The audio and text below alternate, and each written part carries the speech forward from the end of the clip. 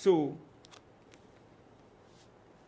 now, all African people, let me see if there's a big problem, take back our name. Now, we already have House of Israel. So not all African people falling for the nonsense, you know. We got Hebrew Israelites. Right here in Guyana. They're also in America, and they're also in Jerusalem, and Arab Trinidad and around the place. Now, Rasta got the 12 tribes of Israel. And all the Rastas, they praise His Imperial Majesty, who is the Lion of the tribe of Judah, with the name Rastafari come true. So, we are Israel. I spoke these things on my program before. But I realize now we got to get serious and take back the name. Like our white Israel, we talking about black Israel. The original Israel. Because everything happening in Africa.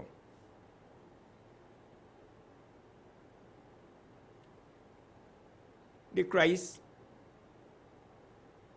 is of Israel. He's a Jew. He's of Israel. So, my reason now is to the pastors in the churches. Pastors, when will you find African people in the Bible? When you going to tell African people that they are the real children of Israel? When?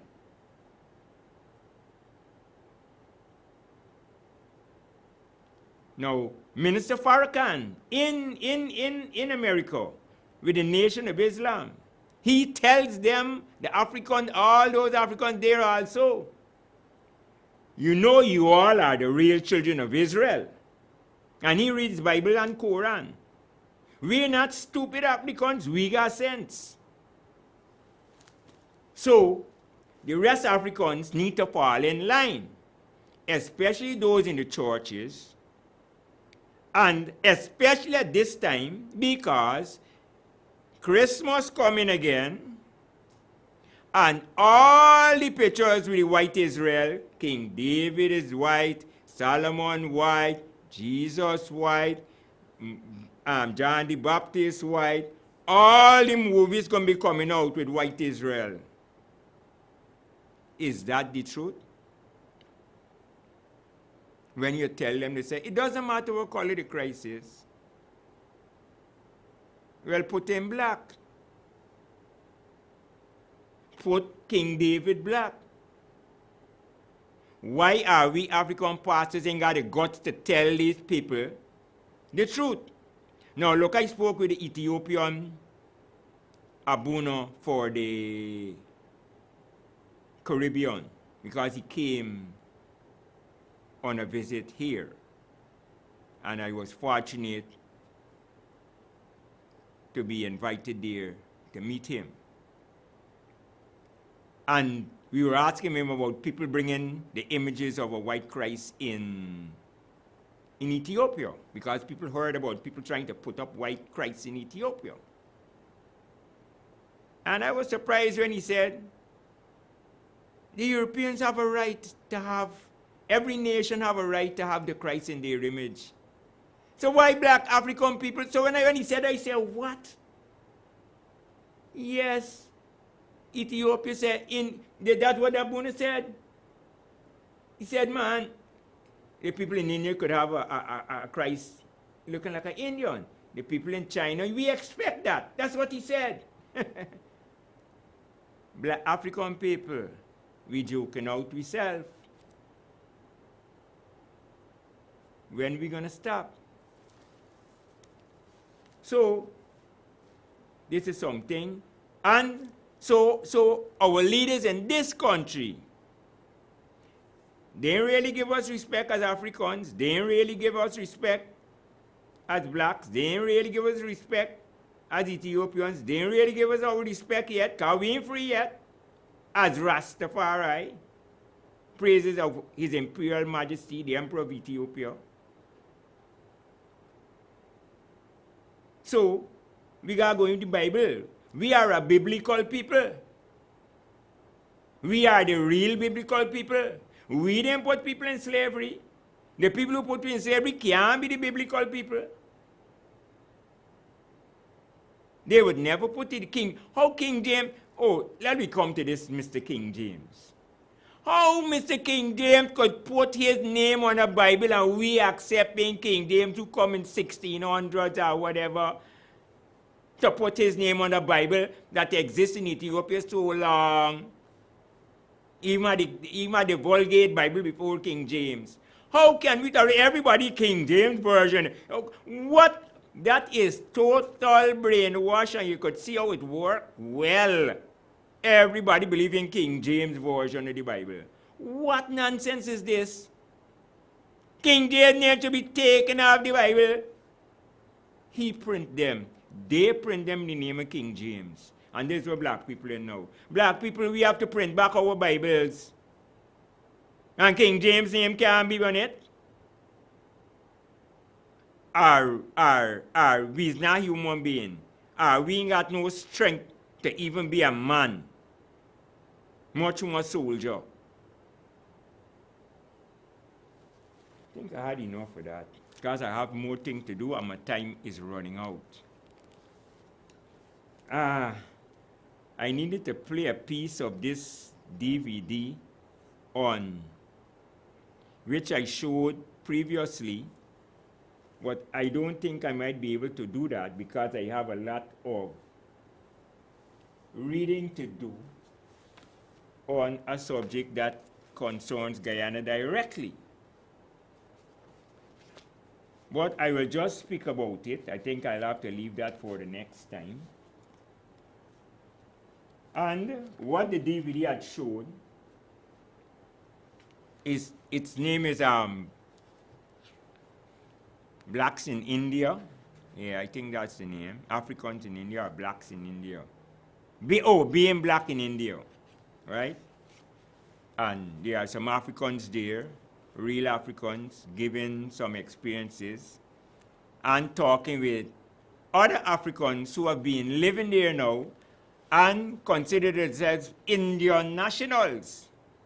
They even asked them if they wouldn't go back to Africa. And these are those who've been living there for generations. Right? Hundreds of years. These are the descendants. And one of them, a young one, saying, no, I'm actually Indian. You know? So then the DVD brings on, in America, an African professor introducing an Indian-looking person that we know as Indian, born in India, but considered a somebody from the lower caste. So he wasn't given any rights because he's a dark-skinned Indian. But he went on to achieve great degrees in several fields, and etc., and became a teacher and lecturer and worked in all kind of areas, and had been taken to lecture about India. And he enlightened persons of where ancient India come from, and that India previously being known as Eastern Ethiopia, and that the Ganges was named, the Ganges is the name of an Ethiopian emperor. And things he said he didn't know until 2 years ago. Up to 2 years ago, he didn't know that. But he researched these things and found these things to be exactly true.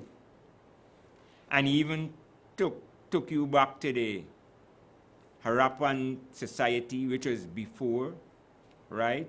In the place where Pakistan is, because India and Pakistan were one. It was all India before 1947 when they separated. And you see, it was that area where the civilization started, And it was Africans who came and started that civilization. And he said how they're highly civilized, etc., etc. So I will have to play that back for those who didn't get to see it, hopefully on the next program. But I have to now return to Guyana. And you see, this history needs to be spoken before this election that's coming. Because everyone is talking about unity in this country for it to go forward, and no one has any proper ideas. And this is why I have been bringing forward the history of Burnham and Jagon as the two persons who no one speaks of in relation to the peace of this country and the unifying this country. They forget, as people who like to put themselves in other people's history and distort it, people who came after Burnham and Jagon, coming now and talking about Burnham and Jagon, like if they could put themselves in those two persons' relationship. It's presumptuous. Not because you're an Indian you can put yourself in. Not because you're African you can put yourself in. As I pass, Burnham and Jagon came together with others to form the People's Progressive Party. And everybody in the PPP is supposed to know that all the time. And there are many youngsters, I'm certain, who say they support the PPP don't even know that. That Burnham is a PPP. And when they split into two PPPs, the Jagonite faction, the Burnhamite faction. And then the Burnhamite faction was renamed People's National Congress.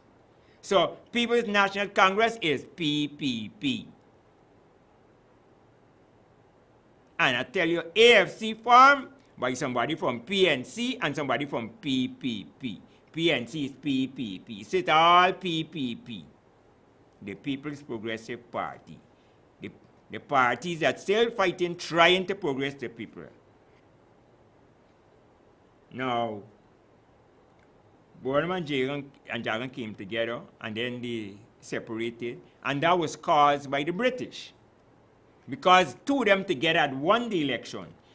Jagon was the leader of the party, Burnham was the chairman.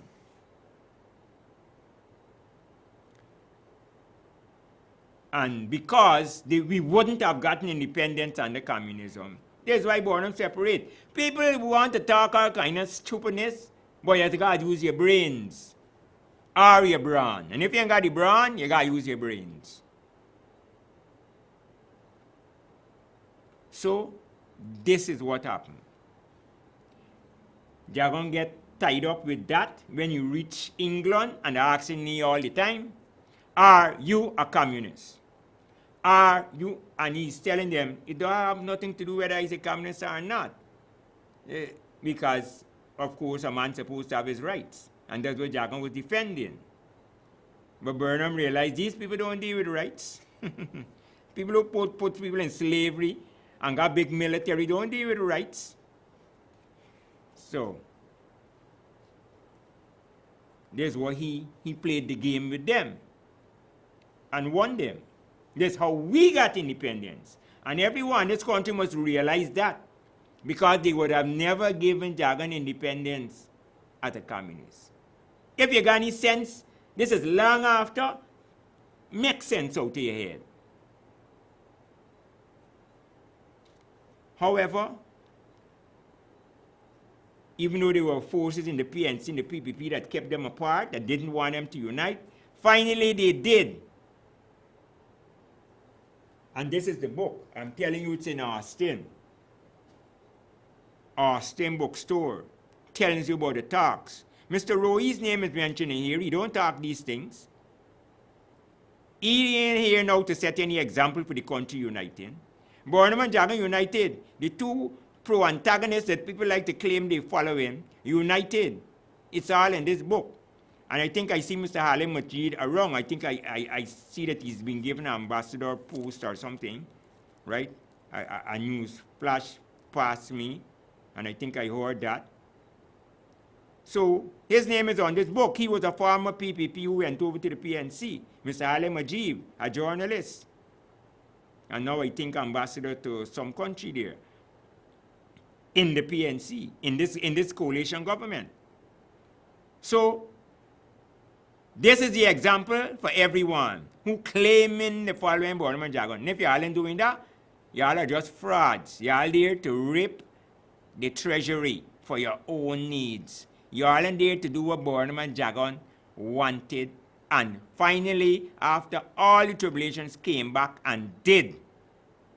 That's why I'm saying Borderman jargon needs to be given a golden arrowhead peace prize for the effort that they made that they did not squash. It was Mr. Hyde who squashed it. So they did their job. They brought the country back together. So that's why this whole story about black and Indian and Africa and India need to be told before this election so Indian people get the truth. Because there are people in Indian society who they're on a tangent outside there. In their reality.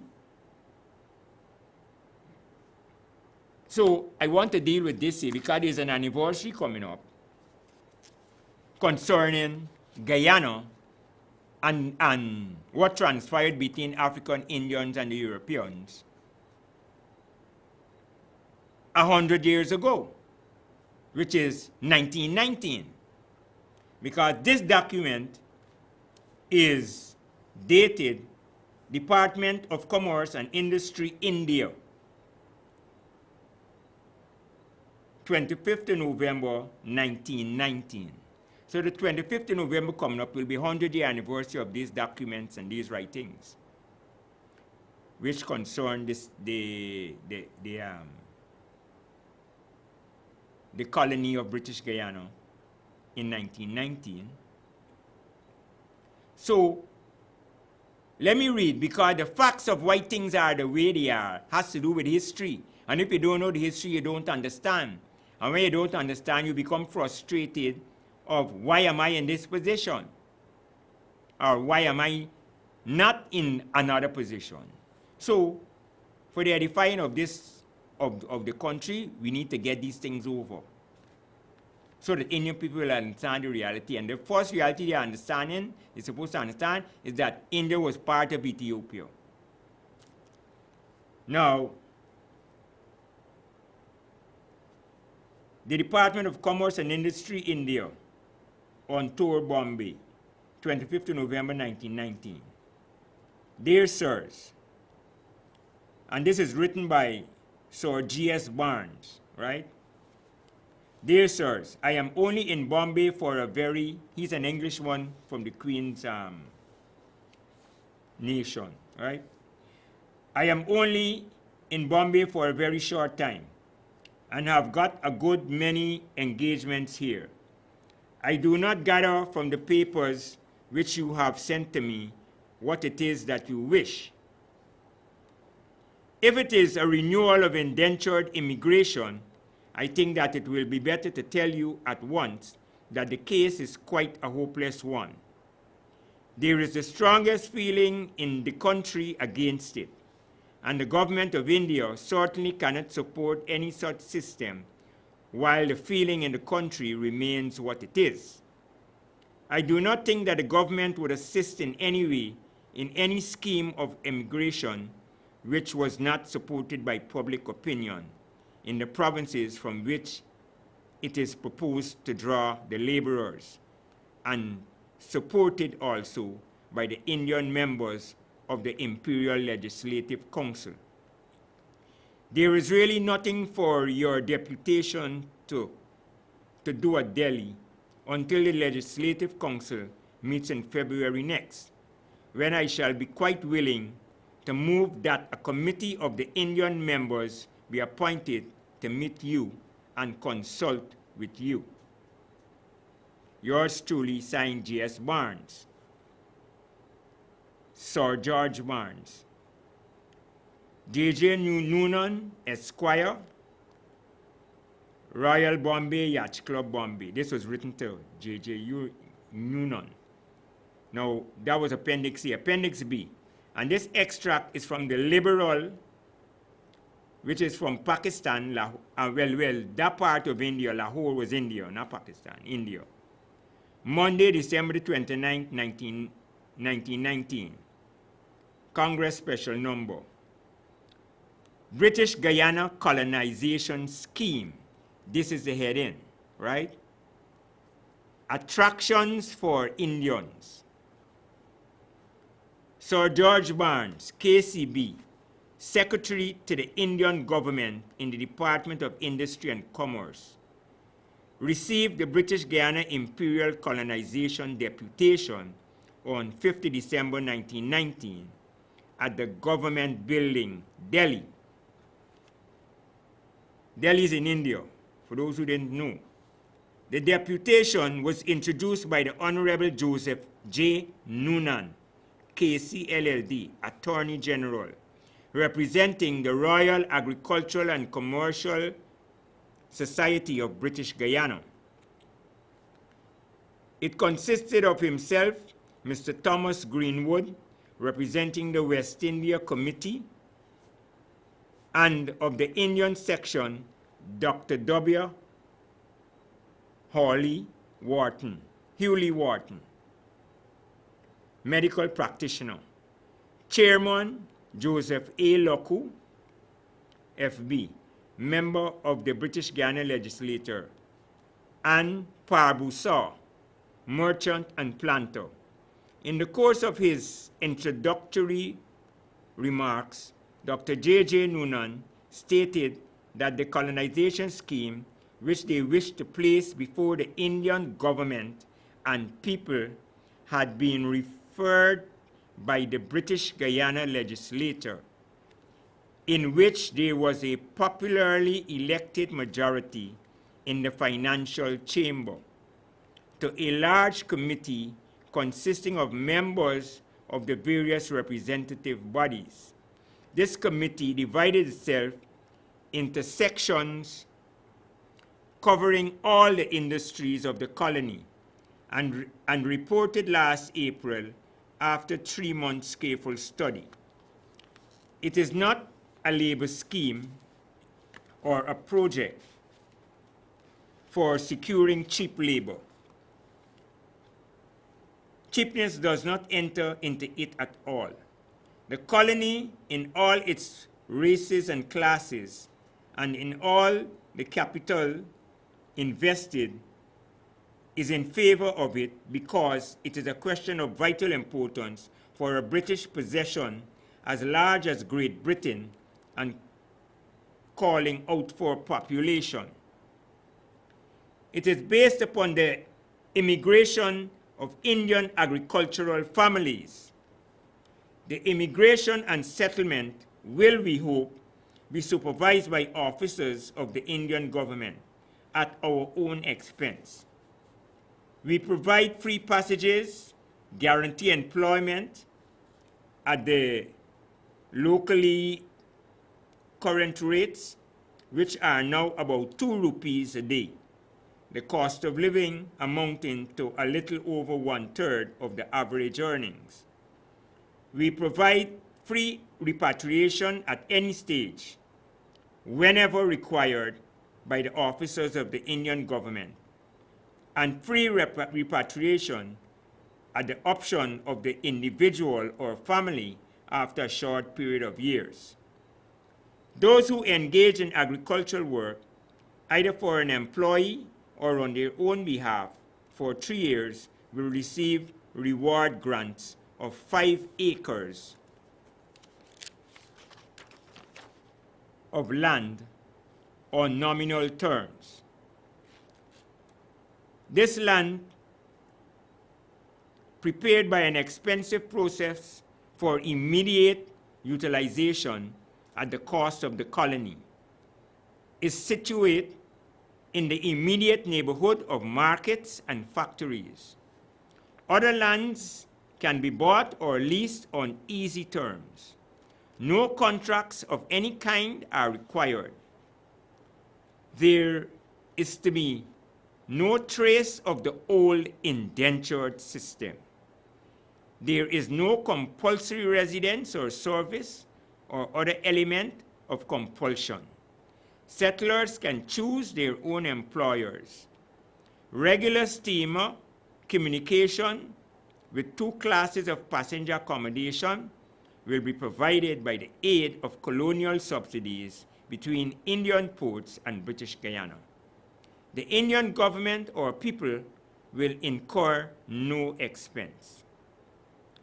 As our population is now about 45% Indian, 145,000, and our constitution involves political equality of all races, we are really offering India a colony of its own on the northeastern coast of South America, with fertile soil and a healthier climate than that of India or of any large tropical colony.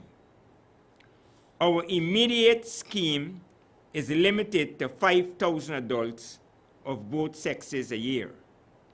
We offer medical supervision, improved sanitation, and improved dwellings. Families to be housed in good, separate cottages. Other details we are prepared to discuss with the Indian government and legislators, or any popular representative of the people. We may add that our principal produces